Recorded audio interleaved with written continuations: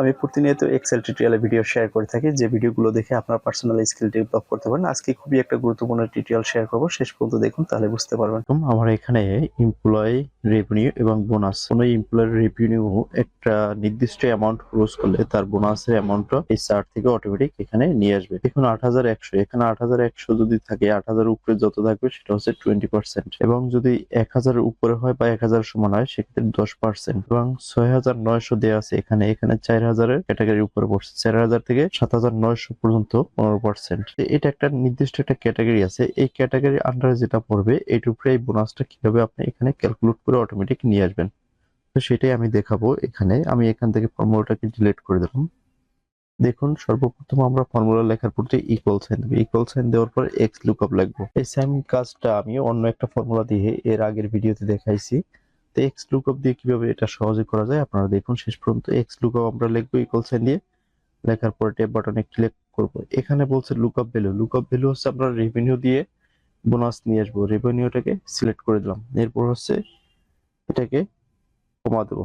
কমা দেওয়ার পরে lookup array, lookup array হচ্ছে আমার এখান থেকে যে আমি বোনাসটা নিব, এখান থেকে হচ্ছে আমার এই অ্যারেটা, এই অ্যারেটাকে আমি সিলেক্ট করে দিলাম।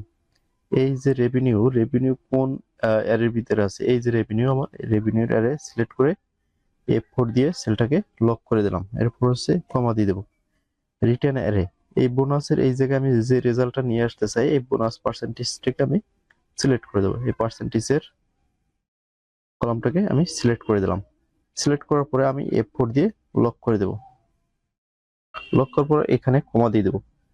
এখন আমার যে এখানে যে অ্যামাউন্টটা আছে, এখানে বলছে যদি নট খুঁজে না পাই সেক্ষেত্রে আমরা কি করবো, আর একটা কমা দিয়ে দেবো, ব্ল্যাঙ্ক রেখে দেবো। এখানে আমরা কোনো কন্ডিশন সেট করব না। এখন হচ্ছে আমার এখানে যে অ্যামাউন্টটা দেওয়া আছে, এক্সাক্ট অ্যামাউন্ট কিন্তু এখানে নেই, তো আমার এখানে কোনটা সিলেক্ট করব, exact match or next similar item. তো এখানে কারণ হচ্ছে আমরা যখন এইটা দেব -1, এখানে আমরা দিয়ে দেব -1, কারণ হচ্ছে আমরা এখানে এক্সাক্ট ম্যাচ দিব না, এখানে বলছে exact match or next similar one.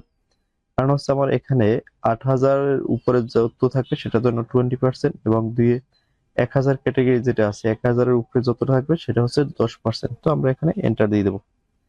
দেখুন ঠিক সেম কাজ, যেই কথা সেই কাজ, এইটাকে আমরা ড্র্যাগ করে নিচের দিকে দিয়ে দেবো, দিয়ে দিলাম।